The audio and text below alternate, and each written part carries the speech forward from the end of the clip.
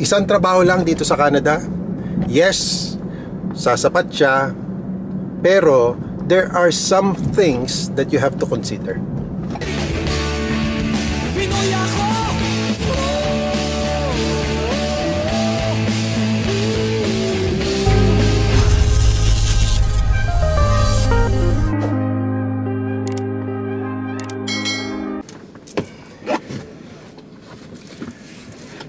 Kamusta mga kababayang job seekers at naghahanap ng opportunities papunta dito sa Canada?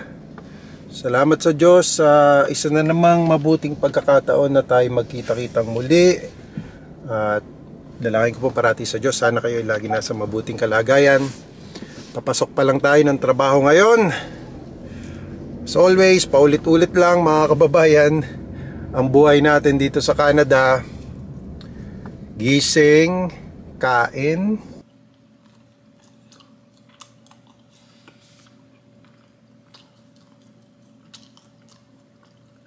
breakfast.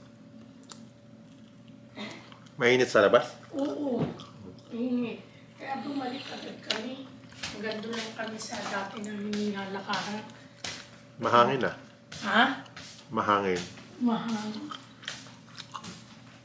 Pero ang init ng sinaw. Ito na yung aso namin, no? Bumalik na. Bumalik sa paglalakad si Harry. Yun, no? Good ba yan? Naghihintay ng treat niya.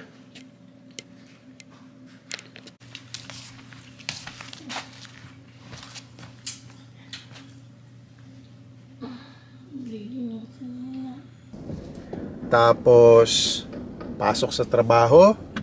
Pagkapasok sa trabaho, uwi ng bahay.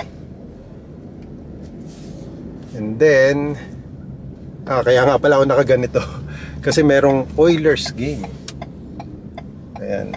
At naandito tayo ngayon sa finals, Stanley Cup Finals ng hockey. We are hopeful na manalo ang Edmonton Oilers. Let's go Oilers. So we are here at the Ice District, and as you can see, we can feel the vibe, and we're going to ask Mama Stanley what's her game prediction is. Let's go! Hey, Mama Stanley, what's your game prediction? I'm gonna say 4-3. Oilers, of course. Oilers in 5. Oilers in 5. We got this. Yeah. We're clinching it tonight. Okay. Do you think this time we're going to get the Stanley Cup? Damn straight. Damn straight, eh? Yeah. So what is your what's your message to the boys? Just keep on believing. We all believe in you, and we know you can do it. That's it. Believe. That's We what's getting believe, it. Yes, we Oilers. believe. Let's go! Okay. At ngayong araw na ito, itong pag-uusapan natin.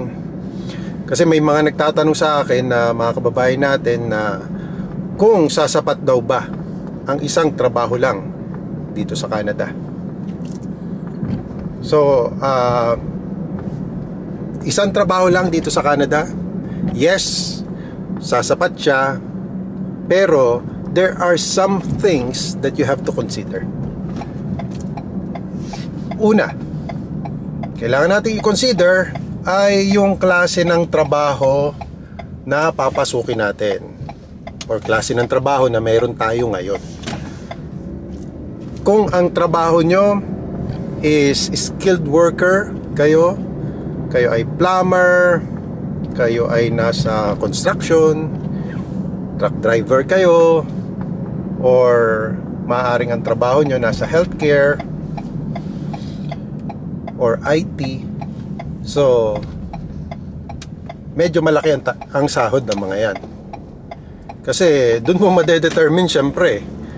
Kung ang sahod mo ay minimum, for a starter na temporary foreign worker, maaaring makasapat lang yan sa iyo. Kung magpapadala ka sa Pilipinas, medyo mahihirapan ka. Yun ang realidad. Mahirapan ka kung may pinapadala ka sa Pilipinas and then you are just earning minimum wage dito sa Canada. Kaya nga po, nagkaroon ng mga pagbabago dito sa Canada regarding sa mga pag-a-accept nila ng mga workers. Kasi nga, kinoconsider din ng Canada kung mabubuhay ka ba dito, na ang sahod mo ay maliit lang. So, marami rin nagsasabi noon sa akin nung nag-a-apply pa lang sila ng trabaho dito, papunta dito sa Canada, na nahihirapan sila ngayon dito sa Canada kasi nga mababa ang sahod nila. So, ang nangyayari, pagka naging permanent resident, that's the time pa lang na pwede kang maghanap ng extra na pagkakakitaan mo. Kasi kung ang trabaho mo lang ay ikaw ay naka-close work permit tapos maliit ang sahod mo, mahirap talaga. Makaka-survive ka lang ng para sa sarili mo. Unlike before, pero medyo matagal na yon, kaya ako, nakasurvive naman ako dito sa Canada na nagpapadala pa rin ako ng pera sa Pilipinas, na kahit na ang wage ko noon ay $11 lang.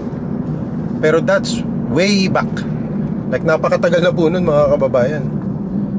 Way back 2010 nung pumunta ako dito sa Canada. 2010, and then siyempre nagkaroon ng pag-increase ng sahod. Pero awat tulong ng Diyos, nakasurvive ako, naging permanent resident ako, and then after ko maging permanent resident, nakapamili na ako ng mas higher paying job. So yun yung one thing that you have to consider is the wage dito sa Canada. Kung nasa 20 to 30 ang wage mo, maaaring makasurvive ka. But you have to consider, number 2 is yung location mo, kung nasaan ka. Kasi kailangan mag-research ka, dahil iba't ibang mga provinces dito sa Canada ay iba't iba din ang taxes.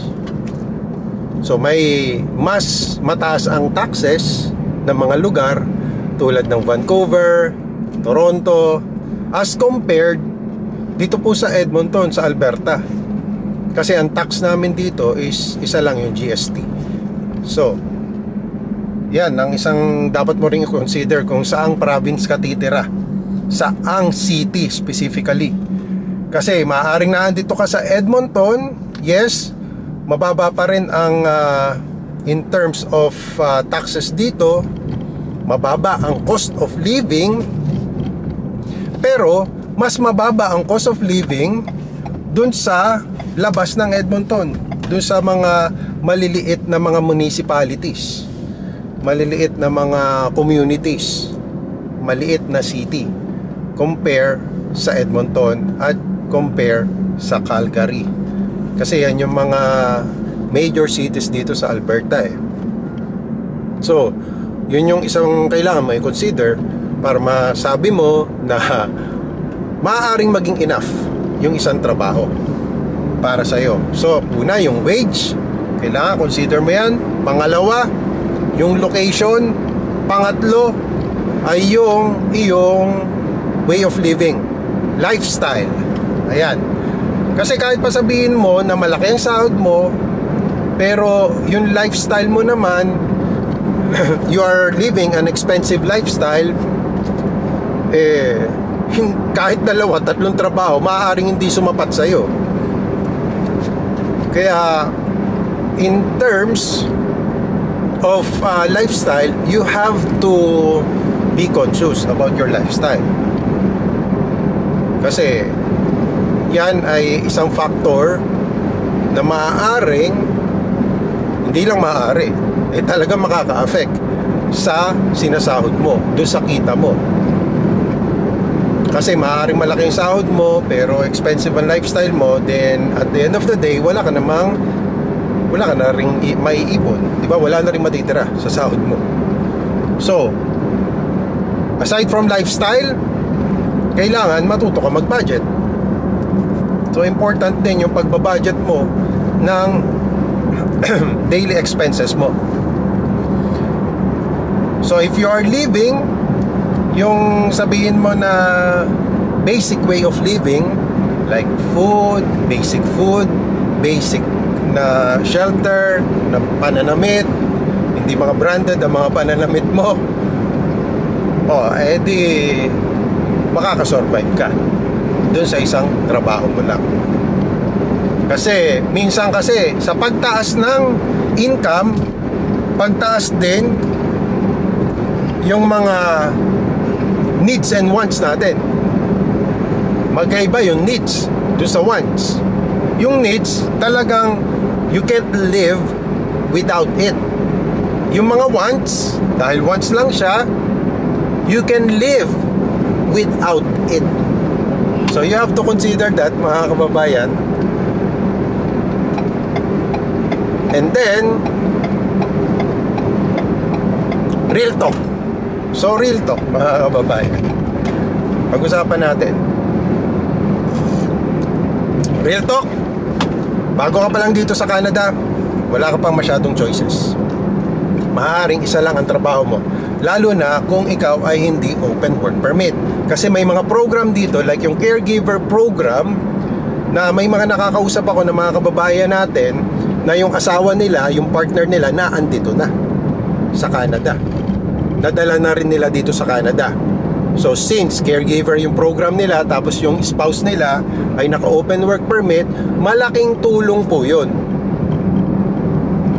Yung may kasama ka dito na nagtatrabaho din. Kasi kung solo ka lang na nagtatrabaho, pero depende naman yan sa mga expenses mo. Solo ka nagtatrabaho, pero basic lang ang mga expenses mo, so pwede, di ba?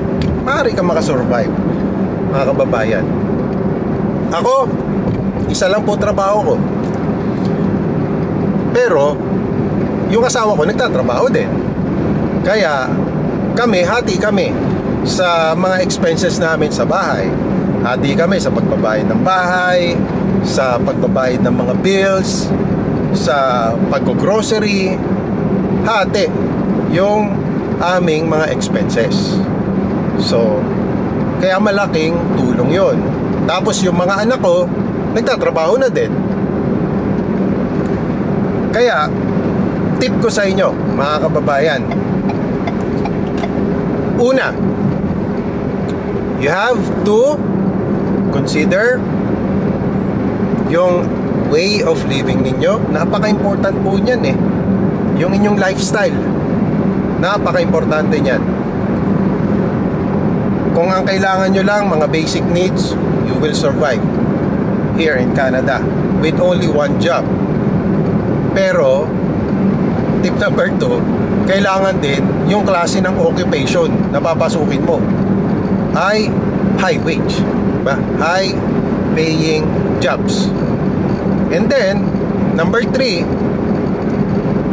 mag-consider ka ng ibang pagkakakitaan. Tulad ng madaling pagkakitaan, mga kababayan, Facebook, diba? Doon sa mga mahilig mag-vlog. Kasi alam ko lahat na ngayon halos na mga tao ay content creator na, ginawa na ng Facebook na content creator. So pwede mo pagkakakitaan yan, diba? Pwede mga online na pagkakakitaan na extra income mo.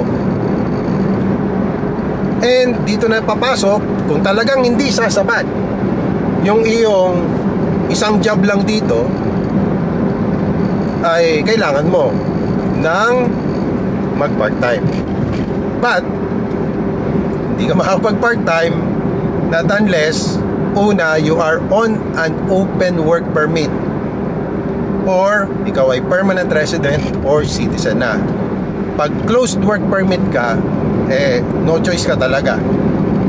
Kailangan mo talaga magtrabaho doon sa iyong designated na employer. For a startup, you have to take a pathway that will lead you to become a permanent resident. Pero alam ko naman ngayon, dahil nga sa mga changes na dito sa Canada, and those changes are for your own benefits, mga kababayan. Doon sa mga nag-a-apply pa lang papunta dito sa Canada. Kasi kinonsider nga kayo ng Canada na pagpunta nyo dito sa Canada ay hindi naman kayo yung tipong uuwi lang sa Pilipinas din. So kinoconsider ng Canada ang mga pathway na para do sa mga foreign workers that will lead them to become a permanent resident here in Canada. So ayan mga kababayan, ang real talk natin for today. So, short video lang tayo kasi sinagot ko lang yung question na kung makakasurvive daw ba ang isang trabaho lang dito sa Canada.